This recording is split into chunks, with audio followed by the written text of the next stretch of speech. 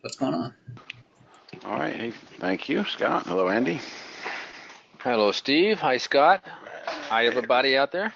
Yeah, hello, everybody in Trade Ideas webinar land. Can't see it, but we can see your typing. That's always good. So looks like we have an attentive audience. We'll get going again. I can't believe it's another week, but I know I always say that. The weeks do seem fast. Reminder, the first slide is people who slowly pile in that have seen these slides before. We're a software as a subscription company. We're not registered investment advisors. We're not money managers. We're not brokers. We don't have those licenses to give out that kind of information. Therefore, nothing you see or hear today from myself and Andy should be construed as investment advice. These are just opinions of ourselves, and we'll share those with you regardless, but don't construe those as financial advice because it's not. We recognize this is a 14-year-old product, roughly, maybe longer, and it's got a lot of levels to it. It's not really something that can be learned overnight. We're just finishing up a 5-day test drive, which we do every quarter, that allows people to come in and kick the tires, and we just ask that they pay for live data. And a lot of people, after 5 days, they say, boy, I really like this, but I need another month. And we have promo codes to help them go another month. And what they mean is I need another month to learn the complete capabilities of all this stuff. And we understand that. It's not something that can be learned overnight. So because of that, we've got a lot of concierge type products and services to get people the information they need quickly, starting with Barry's live trading room here. It's open Monday through Friday from bell to bell, and even earlier. It'll close in the afternoon if it's a little bit slow, half an hour early, but a great room with hundreds of people, and it's free. Free's a great price. There's a lot of good traders in there that take the lead and kind of help Barry and the pack hunters get on the right scent, so to speak. Great place to learn about trading, and also more importantly, Barry is sharing his desktop with everybody and being very generous with his time. A lot of times in our support, Barry will say, well, send him into the live room. I'll show him, I'll demonstrate live, what it is that we can help that person with. So, keep that in mind. If you haven't been in there, it's a great place, a great resource. We have the afternoon webinars, such as you're listening to right now. I helped Jamie yesterday. Today's my turn. Tomorrow is Dan and Brad talking about what's next for the new versions coming around the corner on Trade Ideas. And then Thursday is Jamie and Andy putting together some thoughts and ideas from the day. We don't have afternoon webinars on Friday, but what we do have is a 3-hour support session where you can come in the same go-to webinar like we're doing right here and use the control panel, the questions panel, to interact, and we can demonstrate via live desktop and audio to make sure you guys get the information you're looking for. Those are every Friday support sessions, 11 to 2 Eastern. And then lastly, the second slide coming up is the TI University slide. I just finished the 201 class this morning. We could do these in an evergreen recorded format, which we do have. We do have a recorded format, but there's still not that live interaction. We always seem to get a few people that have questions, and it's nice to be able to be there. So I did that class again live today, the 201. Andy will do tomorrow. Jamie will do Thursday, the advanced class in 401. So it's about 4 full days, 4, 5, 6 hours of content, depending upon how long we go. But a great place to, again, you don't have to be a subscriber, a great place to pull up and kick the tires and ask questions and see some demonstrations. The classes repeat every Monday. So now that we're through that portion of the stack, just a reminder, the man and machine combined is the theme I like to use every week. It's the world we're walking into where artificial intelligence, machine learning, whatnot is making our lives a little bit easier, especially for those who are parsing through giant data sets. I laugh every weekend. It's not funny to those people, but the people that make 300 grand on the island of Manhattan looking at giant spreadsheets 60, 70 hours a week, they're going to be a little threatened here going forward because that's what artificial intelligence does. It looks at the big picture, the metadata, and reduces it down to something that we, the human beings, can work with. And that translates into trade ideas, whether you're doing it with our custom standard version, creating your own scans using technology, or letting the AI Holly take some concepts that we feed it and whittle it down from a block of marble into something that is useful. And that's just kind of the way it is going forward. So trade ideas in the financial sector is a great area of industry in which this is going to be certainly pronounced. All right, so today's agenda for the 14th of May, we'll go over the market recap, see what's gone out there. Interesting last couple of days. Uh, some Holly thoughts. I've got something I'll talk about before I turn it over to Andy. Interesting trade of the week. We've got a lot to talk about, even though there was no trigger. Something happened today which needs to be addressed. Sector glance, we'll go through that and see what sectors are looking strong after the big correction that I'll talk about that we just had. And we'll set some alerts. And if we do have time, we can look at some chart requests from the audience. We'll save that for the end. So let me bring in the S&P spiders as usual. And a couple of highlights that I talked about with Jamie yesterday in his webinar. I need to adjust that line. The first one is, of course, we talked about what's going to happen when we got back to this point. We were back in this area speaking, saying we're close enough to these all-time highs. We're going to drop by and knock on the door and see what happens. And one of two things is going to happen. We're either just going to move through it like a hot knife through butter, which I didn't think was possible, because many times we need that pullback in strength to dig in and then try for another assault, from a higher low perspective here. But another thing I mentioned yesterday in Jamie's webinar, and I've used it a lot as a metaphor, when a market stalls, it stalls kind of like an airplane does. When an airplane loses its airspeed, and we kind of predicted that this might be the spot in which it had some trouble, it starts to what's called buffet. The plane starts to shake and rattle, and then it drops out of the sky, and then it tries to correct, and then it drops out of the sky again, and slowly starts to find its correction. Well, that's kind of what I think really happened here. When we go back and look, in a zoomed in fashion, we had these 3 days here. It actually looks more about like that, where these 3 or 4 days simply could not post a closing price candle above the prior all-time highs. We had a wick here on that day, another wick attempt the following day. We had a gap up, but a close lower the following day, and then nothing but a wick the 4th day. And that's pretty much where the market kind of gave up in terms of trying to get back through and post a close.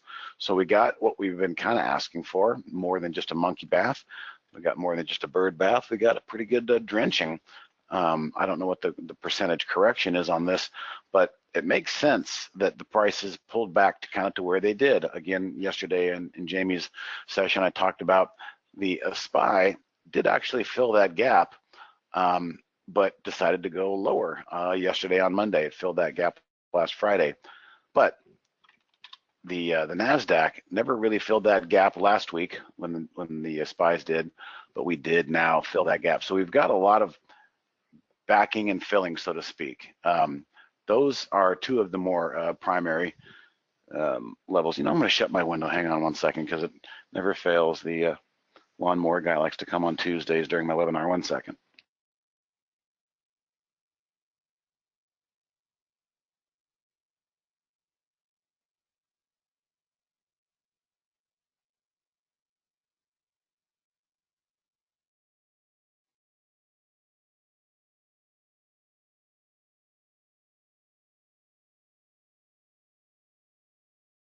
One thing of interest that I noticed, oops, let me get rid of that. There we go. That was in the Qs. So we go back to the S&P. There we go.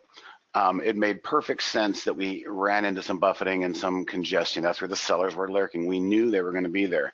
But the pullback again came back to a nice gap fill. But more importantly, where we actually did bounce yesterday, and I'm looking at yesterday's candle here, this orange line has been there for a while. I have not erased it. It's been there for a reason. If I go back in time, the reason it was there is we were talking an awful lot about, hang on, let me get the, there we go. We were talking an awful lot back here about how I called them the 3 sisters. Whoops, I don't know how that got so big. Hang on a second. These 3 levels here of resistance, the market just could not get through that level, and then we collapsed. Well, fast forward to now. Whoops, fast forward to now. And that same level is acting perfectly as a pivot point, meaning it was resistance back here. We ran into some trouble, which we were waiting for up here, and we pulled back to what makes perfect sense is what was prior resistance now becomes current support, and it was choppiness back here again. So if this is the most the correction had to offer, that's great. You know, we'll take it. It makes perfect sense that we are in fact digging in at these price levels. If we dip a little lower, well, then we've got one more thing to look at. We've got this 200-day moving average, which is flat as a table right about now. It's always possible any more push of selling could dip down into those levels. We'll see. But for now, that pivot point seems to be holding. If I go over to the NASDAQ, same kind of thing applies. We didn't really have that pivot point that we had in the S&P, but I'm going to draw this one right here. And it lines up perfectly with the bounce that we also had yesterday in the NASDAQ. So we got ourselves a nice pullback, definitely a deep enough pullback for a nice correction to give the troops, you know, a hot shower, a hot meal, and hopefully some strength to push back up and assault highs here in the near future. We shall see. A quick look at the other two, the IWM, the Russell 2000, has really been a disappointment. It just hasn't gotten back to its respective all-time high up there at that orange line. It's way down here below. It's also below all of its moving averages. So if the market does get the rug pulled on it, I wouldn't be surprised to see the small caps be the ones to bail first. The NASDAQ really is where the leadership has been in this market. Remember, we pushed through all-time highs in that NASDAQ back here and spent a good couple weeks up there, but now we're back also at this pivot level. And then lastly, the Dow, which really isn't that big of a deal these days. You read it on the nightly news. Oh, the Dow dropped this, the Dow gained that, but it's not really as diverse and weighted as the S&P 500 is. So, but nonetheless, it's worth a look. We can see it's fighting its 200-day moving average over here. It also did not really get back up to all-time highs as well. So for the most part, we'd like to focus on the S&P. It made all the sense in the world that we had all that congestion and buffeting. We pulled back to another level that makes sense. We'll just see if it holds. And if it doesn't, then that 200-day moving average is probably coming into play. Before I give it back to Andy, also the volume is definitely of note. It was a very light volume back down here. We were complaining about that for many days and all of our little dot dojis as we crept up. But then once we get to that level and the failure is in place and everybody realizes the failure, then we get those big volatile wishes. You know, like when you throw in a paper airplane, it stalls and the head and nose goes down and it comes back up and back down and back up. And that's kind of what we've been doing, I think, the last few days. But we'll see what we can build on from here. You got anything you want to add? No, I agree with you. Time will tell if it's more to it. I mean, obviously, the IWM, like Steve was saying, below all its major averages, there is a little bit scary, and really could not show any strength like we saw in the SPYs and the Qs. So I would definitely keep an eye on the IWM, and also just when you're looking at your major averages, the spiders, and you know, just as important as keeping a lot, you know, eye on levels. You know, I'm sure you pointed out that resistance that we have, what used to be support is now resistance, going back to October there. Yeah, that's where we kind of hung on to the other day. So you want to watch that level for sure. If we roll over, and then of course those moving averages, you know, if you start to see the 10 and 20, you know, kind of bleeding through the 50, that would be another, you know, if that happens, we're more than likely we're going to be below that critical resistance level. You know, so be careful. I mean, could we possibly be looking at a double top? Yes, we could. Time will tell. So we'll just have to wait and see. But those are the things I'd keep my eye on. Right on. What was I going to say? Oh, before I pass the baton to you, I did something today that I thought was kind of interesting in the 201 class. I'm going to do it again here real quickly. Anytime I get an opportunity to demonstrate the bigger picture of what Holly offers to AI, not a trade by trade, but a bigger picture, I want to try and accentuate it. So real quickly, anybody see a directional bias here today? You know, there was not one single short that was attempted by Holly today. And for the most part, except for the last hour, buying was the way to go. The market was being bought back after a pretty steep bounce yesterday. And that brings up a good point. What happened yesterday in Holly? Let's click into our yesterday zone here. And we had a couple of attempts at going long, but for the most part, hang on, let me get this into yesterday history. Yesterday, there we go. 1, 2, 3, 4, 5, 6, 7, 8, 9, 10, 11, 12, 13, 14, 15, 16. You know, 18 or so shorts and 2 attempts at longs. So yesterday we had the exact opposite. And if you were trying to go long yesterday and buy bounces, well, the AI was staring you straight in the face saying, it's a 9-to-1 downside bias that the AI has today. So kind of a tale of 2 tapes back to back, Monday and then today. I wanted to highlight that the AI, more than just individual trades, is giving us a big picture. The big picture tale yesterday was you were probably very foolish if you tried to go long, and you probably were having a difficult time making money going long because the path of least resistance was down. And then of course we punch back into today, and we were showing the exact opposite. If you're trying to go short today for whatever reason, you might have come in with an emotional bias or your own reasons for why you thought the market should go down today, the AI was looking right at you and saying, I don't see that. I only see a statistical probability to go long today, because there really was not one attempt at a short, and that was the case for 80% of the day in terms of directional bias. So I try and highlight those things when I can to remind people going forward on the next day. If it'll help them, then it was worth it. So that's all I had to say on that, Andy. Oh, great. All right, let me grab it. You just stole a lot of my content, but that's okay. Did I really? No. I was gonna talk about that for sure. We'll talk about it again, because we can hammer it home. All right, no problem. Yeah, I was gonna say what a day yesterday. I mean, just basically 95%. I think we had one long, and everything else was short. Let me squeeze this in. I was kind of looking at the market there. Let me put it back on a daily.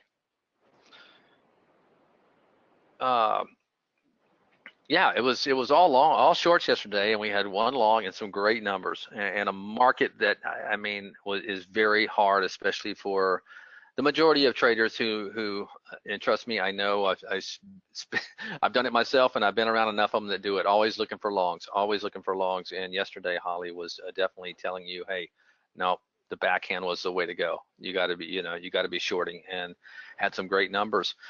And I don't know if you broke down the entry time today, and I'm not going to do each one of them, but if you can see here in Holly 2.0, in the first 5 minutes of the day, well, here's the spiders. It's basically kind of going sideways. We did gap up about a point, but basically we went sideways for a good 45 minutes. And meantime, Holly during that time put on about 7 longs during that first 45-minute time frame. And then what happened after that? We started, getting a nice little bounce there. And like Steve was saying, directional bias. So you can garner so much more than just decent trade ideas from the Holly. You can definitely get some directional bias, going into. So you have a gap up like this, and all of a sudden she fires off, in the first 45 minutes, 6 or 7 shorts. And well, then you may want to just pull off as far as trying to look for a gap and go and loading up on the long side. That being said, I kind of want to focus today. There was some really good trades in Holly. Looking at the total numbers over there on the left, it doesn't look all that great, but I'm going to show you an example today where I think Holly actually, for idea generation, guys, if you're focusing on the right stocks, that she performs much better than the best of her 2 options that she has, risk off and risk on. And I'm going to show you a great example here in Holly 2.0. You can see NEO is pretty much flat today and marginally up on 2 trades in Holly Grail, 52 cents here. But I want to show you something, guys, where you are going to be so much better if you just take these ideas and work them yourself. And this is a great example right here. ACMR.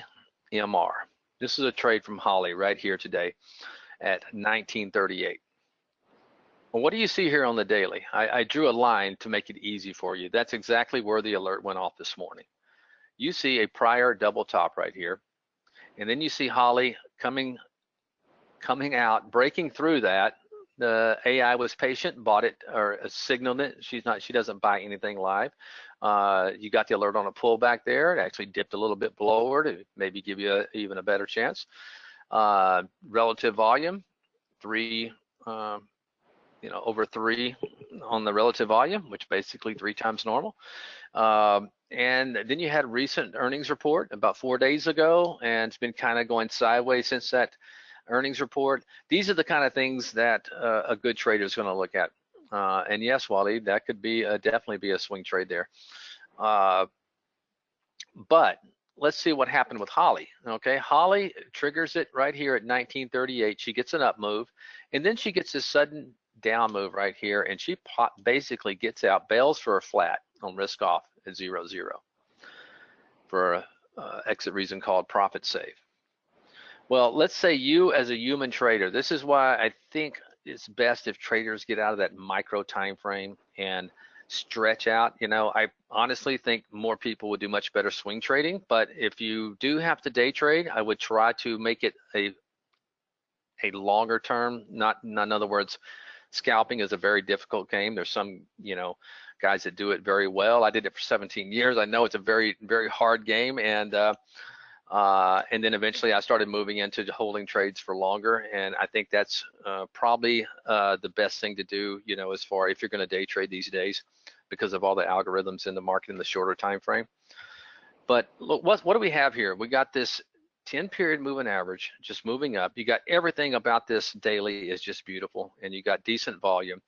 Okay, Holly gets out because she's designed, we're not going to let winning trades roll over and turn negative on us. All right, so she gets out for an exit reason called profit save for a flat. Now,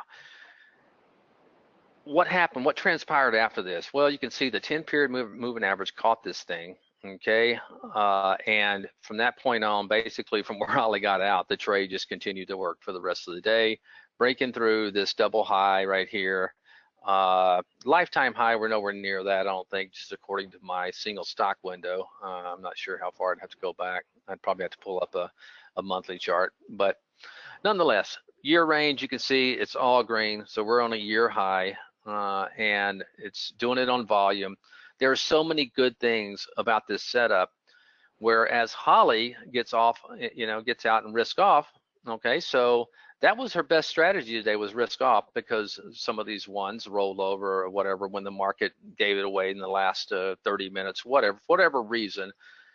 Risk on didn't perform that well, and risk off performed better. But this is an example of a trade, guys, where if you take this as just ideas and quit getting so tied up in the exit reasons Holly's getting out for, and risk off and risk on, and just take these for what they were meant to be, and that is trade ideas. Okay, idea generation. This generated an incredible idea this morning. You stayed in the trade, and it got up to 20. So nice little, I'm not sure what percentage that is, but nonetheless, 62 cents there to the upside. Just by being patient, letting the price action stay above pretty much the fast line all day. Dropped at the close, tried to drop below it and popped right back up and closed above it. But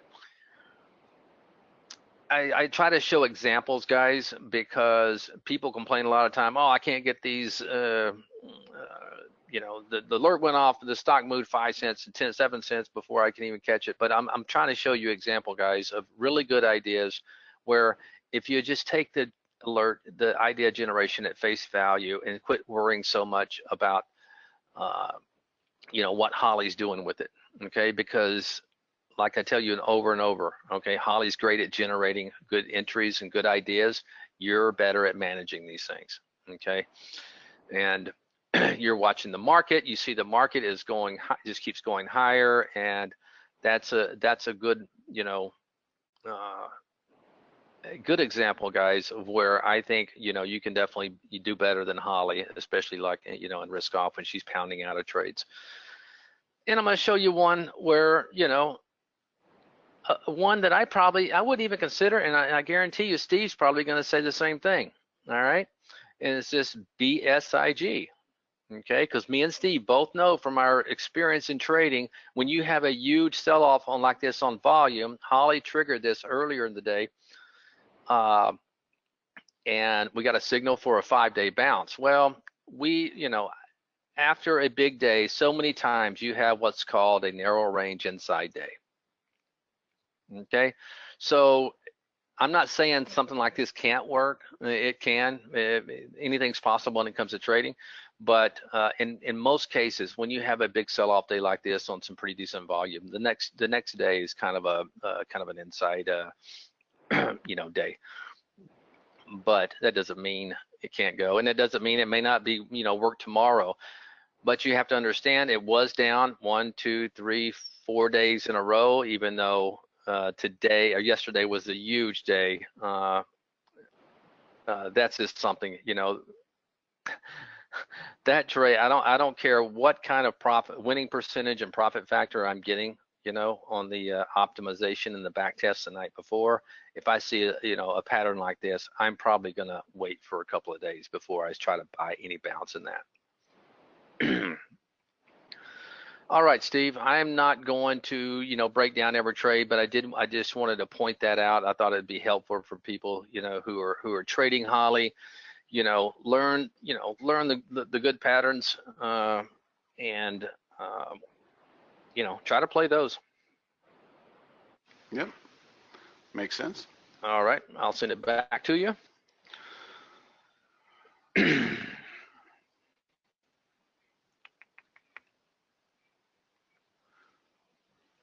All right, welcome back.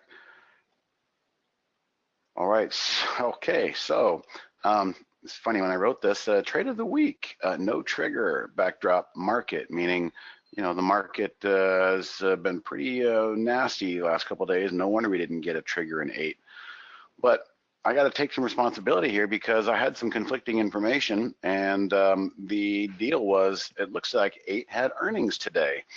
When I first looked at 8, I had written in our document going out for the trade of the week, EGHT, we're looking for a nice short covering rally going into the earnings around May 23rd. That was what I was darn certain that I thought I saw. But then we come back here and all of a sudden the earnings date has been updated to 0.75. I don't know what happened, guys. Sometimes earnings dates can be bumped up quickly without too much notice. But, I went back and said, am I crazy? And I went back and did a Google searching for 8 earnings date. And here's one particular outfit that also had May 23rd as theirs, but then you can see right below was 5/14. So there was some conflicting information, but it kind of brings up a good point. Point number one of the reasons we don't trade into earnings is because we never really have any control over what the reactions are going to be. We can look at the post-market here and see that reactions are not that great after earnings. But the good news is it never triggered for us to start with, and then got it on the board and got people watching it with the possibility of getting a earnings surprise. That's never fun, and it never seems to work out the way we want to. But I think the other lesson here is, regardless of what I put out or we put out, it's still a good idea to double check your information as well, because this looks like it was one of those cases where there was some conflicting information. Now, I will add that it was just today in our marketing meeting, Brad was discussing we're bringing on some more data providers to help beef up and shore up our earnings data and maybe even the short float data to try and get some better, more reliable data in there. Short float data and earnings date, well, short float data can be very can have a lot of discrepancies depending upon where you dig that data up.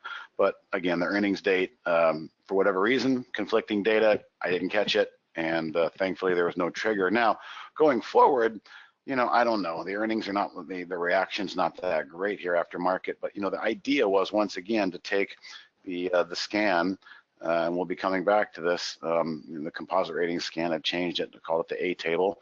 These are where all the A students hang out. This was located on that last Friday, and going into the weekend, it looks something like, let's see, we get rid of 2, it looks something like that going into the weekend. So it was flagging nicely. It had, actually, no, I think it was on the bear flag alert. I can't remember. I'll have to go back and look. Let's see here. Yeah, it's got a high enough score where this thing should have been. Let's see, the score on the 8 is 82. Okay, so that was not. It was on the bull flag scan, excuse me.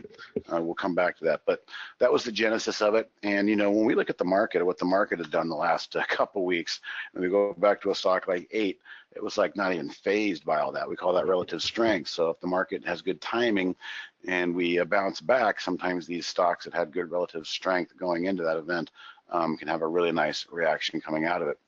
But the big lesson here was always double check your earnings date when you're swing trading. If you're going to take stocks home, really double check that earnings date, maybe with more than one source, just to be sure. All right. Yeah, you know, Waleed, you're correct. It's exactly how I came up with the 23rd. I remember writing and counting 9 days. 1, 2, 3, 4, 5, 6, 7, 8, 9, the 23rd. So I don't know what happened on that. They snuck in a revised earnings reaction probably, but there you go. A good example to always keep track of the overnight risk and make sure you're not walking into earnings. It's one of the worst things we can do is gamble. We lose all control of our risk management when we go into after hours of an earnings. It's a vacuum of price action. We don't want that. So a bit different this week. We don't really have much to talk about in terms of the price action of something that didn't trigger, but we did have an anomaly on the earnings date, which now it did trigger technically after market and has since reversed. But somebody could still keep an eye on this. If this thing trades back tomorrow and in the next few days decides to make an attempt on those levels, by all means, I wouldn't fault you for trying. But definitely threw a monkey wrench in our plans here with that surprise earnings date. And thank you, Waleed, for kind of backing me up on that, because I know I wasn't crazy. I saw a 9 in there when I first looked. All right, so that is that portion. We're going next here. Okay, I figured, you know, with the correction we just had in the market, a lot of these sectors are going to look the same. I want to look at a sector glance and kind of go through some of these ETFs sector by sector. And again, a lot of the setups are probably going to look the same, pretty steep sell-off. But what I want to see is kind of what we were talking about earlier, maybe which sectors in there might have had a pretty decent relative strength over the last 2 weeks in this correction. And we'll just go through here a few of these and see if we can find something that looks interesting. Again, they're all going to have some correction to it, but maybe some of them didn't pull back as deep. All right. Just looking here. You know, semis seem to have a pretty good bounce. I know that they were strong today. The China stocks were also strong today. There's your NASDAQ technology ETF. So that's going to look very much like the NASDAQ. That's kind of ugly. That's your steel. That's probably because of the trade talks. And retail had a pretty bad one. There was one sector in here. Home builders had a pretty good bounce, and they didn't really pull back that much. Look at how the home builders really they look like the NASDAQ almost. They pulled back to their prior breakout. So XHB is kind of hanging in there. They didn't really take a big hit like everything else did as we've gone through a lot of these sectors so far. XHB seems to have had maybe the shallowest pullback of them for the most part. And then I think the banks don't look bad either. The banks didn't really have a really deep pullback relative to where they were prior to. Oops, there's oil. Keep that commodity out there. We talked about the IWM. Energy's under pressure, and I don't really know if we're going to get too much else that looks that great. I mean, again, I was just looking for stuff that has held up well over the volatility of the last couple of weeks. That's a major Dow. There's the spiders. There's the airlines. Brokers kind of hung in there, not too bad. They're still above all their averages. Actually, no, strike that. They're above their 50 and their 200. But they didn't really have a deep pullback. So far, banks, home builders, and brokers haven't really had that bad of a pullback. Here's another good example, the XLF, the financials, kind of like those home builders. They're back to the scene of the crime from where they broke out of. Not too deep of a pullback, whereas these other ones are pulling back pretty deep. Healthcare looks like a mess. And we're getting to the bottom of the barrel today here. IYR, well, you know, Andy's been talking about the IYR has been a strong ETF, the REITs, commercial real estate. That's relatively strong to what we've had coming in. So home builders and REITs hanging in there pretty good. And then our gold and silvers are going to be kind of a mess. Treasuries are going to be opposite. And then the gold miners had a good day yesterday, but snuffed again today. So financials and brokers and home builders. And lastly, the REITs kind of look interesting. Is there anything else in there that you caught your eye maybe that I missed? No, really love the home builders though. That was I mean, you talk about above. Yeah, still everything probably is going to be below their 10 and 20. Yeah. Mostly, yeah, for the most part. Yeah, but that's a pretty strong pattern. XLF and XHB, financials and home builders have kind of hung in there. It's interesting. compared to some of And these other. what I like to do when you find a sector like that, like the home builders, is really good. I like to find a lot of times a stock, that's in that sector or may have something to do with it. Well, that looks strong. Relatively strong. That recently had earnings. I'm not sure when. Yeah, they all look pretty good.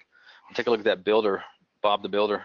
That's a nice looking BLDR. Just oh, wow. nice look. Yeah, look at that. Yeah, that recently had earnings and just went up. You can see the earnings date just all day long. Yeah, that's one that's on my radar. Interesting. So yeah, a couple of neat little underpinnings of why that index has been pretty strong. All right, so just a little food for thought, little information for tomorrow for your scratch pad. Our sector glance, there we go. So I've got 8 alerts today, and again, going with the same theme of what stocks have held up pretty well in the wake of this recent craziness. And I think I've found a few. The majority of them are coming off of this A-table scan. Some of them might have dropped off, but for the most part, let's see. I'm definitely going to start with this one, ENPH. Look at that. I mean, the stock isn't even paying attention to what's happening in the bigger picture. The moving averages are fanned out. This is the best looking one of the bunch. Yesterday and today, we're both guided higher by the 10 period. I'm just going to say if it takes out today's high, which is the same as that high, so we'll go 14.14 for our first one, for our first price alert. And is that an all-time high? I believe it is. Pretty good looking chart there, considering what the rest of the market looks like. Pod, I had pod on there as well. Same kind of a thing. Has not been really affected by the last few days. It's being thwarted by this rising 10 period. I'll do a natural high on this one, so 105.02. There we go for that one. All right, I also had Roku on the list, which is still on the list. Obviously had some earnings a couple days ago, and it can't get a big pullback from those earnings. I don't know. This one I'm kind of apprehensive on where we would put the alert. What do you think? It's a tough one. It's all-time highs. It's. I mean, if you wait for the top of that all-time high, you've missed a good portion of the move. I'm gonna do the top of this one right there. Yeah, I think so. 84.91. Love it when stocks. No, I think that A table is more my composite score. Yeah. My scoreboard. It's my new name for it. Well, there's going to be an ebook coming out, and I've renamed this for the chapter that I wrote. So if you guys want to know more about it, I'm going to tease you and stay tuned. There'll be a whole chapter written about this. But yeah, it's basically the composite score with some short float in there. The stocks with high short float, those kids definitely do not belong at the A table, and they don't even know it. All right. Oh, you know what? I forgot to clear out. Let me just start with my price alerts that we've done here. I'll get rid of those. There we go. All right, so we've done that, and Pod and Roku.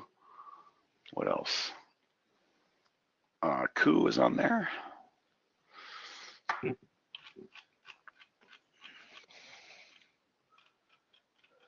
Kind of a messy flag, but nonetheless still a flag, and I'm going to use this as a head start candle, as I call it sometimes. If it clears this candle, it's probably a clear shot to prior highs, so we'll call that 104.28. 104.28. And then lastly, it looks like it dropped off for the close, but I had also Wing on here. Let's see what happened to Wing at the close. That's what happened to Wing at the close. But boy, look at that. It's still dancing back and forth. I'm going to still mark that up. The high is 792, so we'll go 93. But you can see how quickly those will drop off the composite score in the middle of the day. So a good 5. What's that? Did you get scalar on there? That ZS, I should say. No, I didn't. I didn't have that on my list. Okay, no problem. This is on. I didn't know if you were going to put them all on there. Okay. No, I wasn't. The list closed without Wing being on there, but I'm going to keep Wing on there. Little Wing, and now the remainder 3 are on that bull flag scan, which is where we saw 8 going into the weekend. This is Andy's baby, and I had a few on here that I liked. I think, what was it? Yeah, but now they're totally different. Let's just double check and see if there's anything good on here. Well, the ones I liked at the moment were JCI, and that thing had a horrible close. I'm going to scratch that. I don't like that close. We also had X-Ray on here. I'm going to keep that one. So we'll go ahead and mark up X-Ray through today's highs right there, 55.71. And then lastly, WP was on this list going into the close. It looks like it had a bit of a pullback.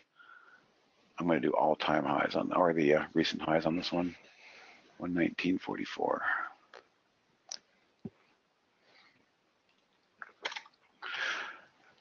All right, so that really is all I have for the price alerts. Now, as I get this price alert cloud link to you guys that want it, we do have 5 minutes or so. If you do have some charts you want to look at, they're probably all going to look similar, but maybe we'll find some gems in there. I'm going to share these. If somebody wants to look at a price at a stock, we can look at a chart together and see if we see something. It always helps to know if you're long or short or thinking about it. But I will drop the price alerts in here in the chat window. Price alerts, paste. All right, there's the cloud link for the price alerts. We'll see how those work. All right, so I'm looking at the questions panel. Like I said, we ended a little early here on the content that I had. If there's any questions or any charts you guys want to look at, we'll keep it open here for that.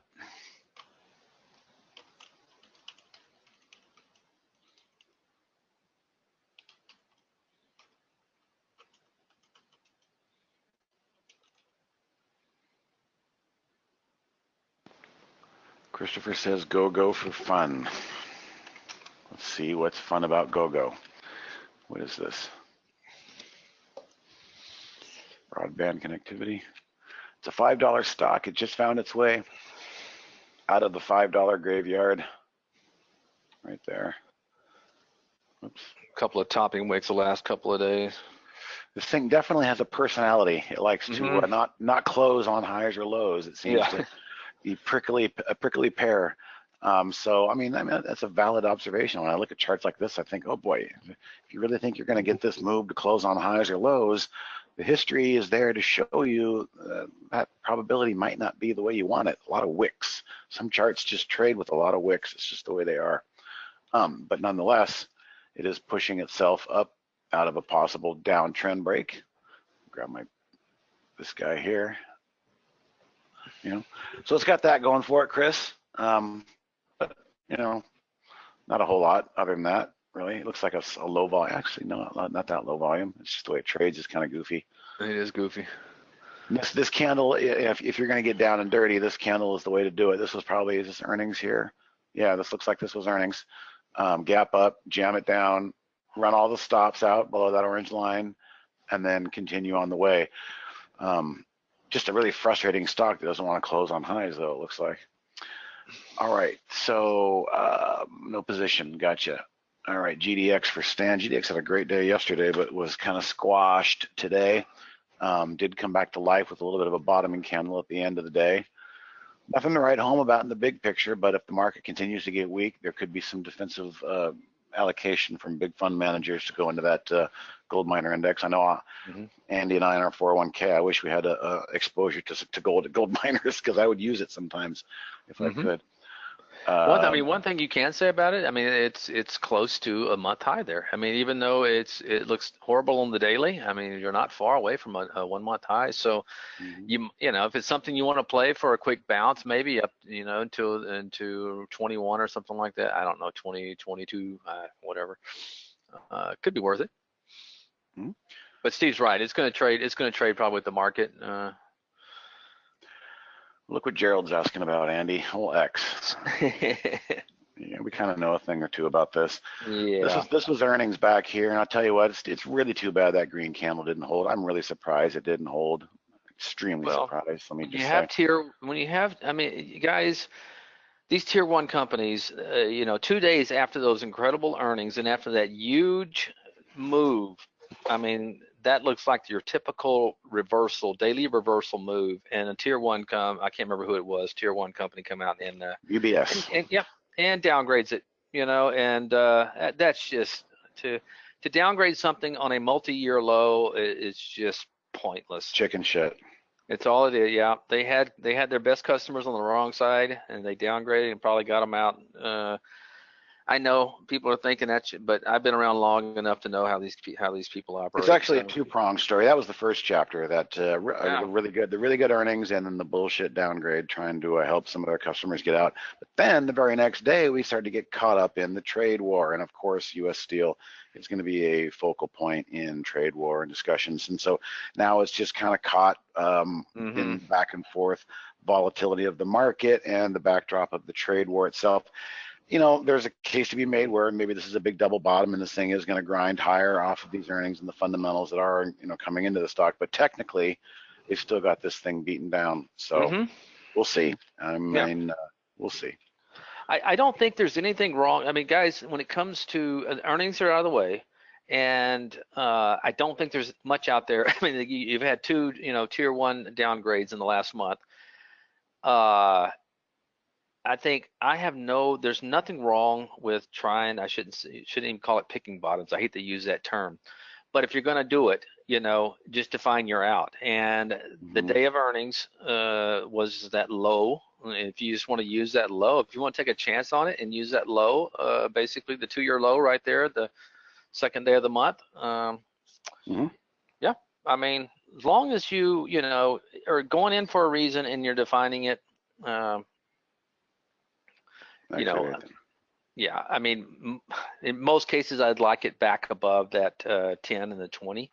But if you want a head start, yeah, you just got to define it. And if it breaks through that low right there, there's no telling how low it can go.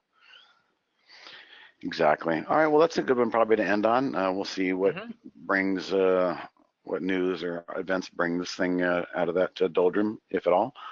But thanks, you guys, for your comments and questions. We'll go ahead and bring Scott back in. I'll put the slide back up. And all right, Scott, there you go.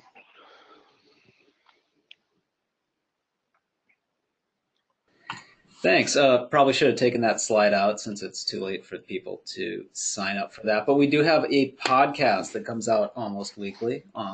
We did have a new one last week and another one over the weekend. So go to your favorite podcast app and search for Trade Ideas Podcast wherever you listen to podcasts, and just add it as a subscription. Get the new episodes, listen up, tune in. There's a new ebook in the works, but get the current available offering. Both Andy and Steve contributed chapters. 5 ways to win in a post-BTFD market. Just go to trade-ideas.com/ebook, put in your email address, and get that download link delivered to your email. There's a code that gives you 15% off any subscription, including an upgrade. Spring for Holly. It's good all month long. 15% off your first month or year of Trade Ideas. Email any of your questions to info@trade-ideas.com. You can follow Steve on Twitter @TodayTrader. We'll also have @Trade Ideas. Trade Ideas Pro is the Facebook handle, so like us there. And shoot all your questions to info@trade-ideas.com. It goes into our help desk, and it's the best place to go. Thanks, Steve. Thanks, Andy. Cheers. Have a good one. All right. See you next time. Thanks, everybody. See you Thursday.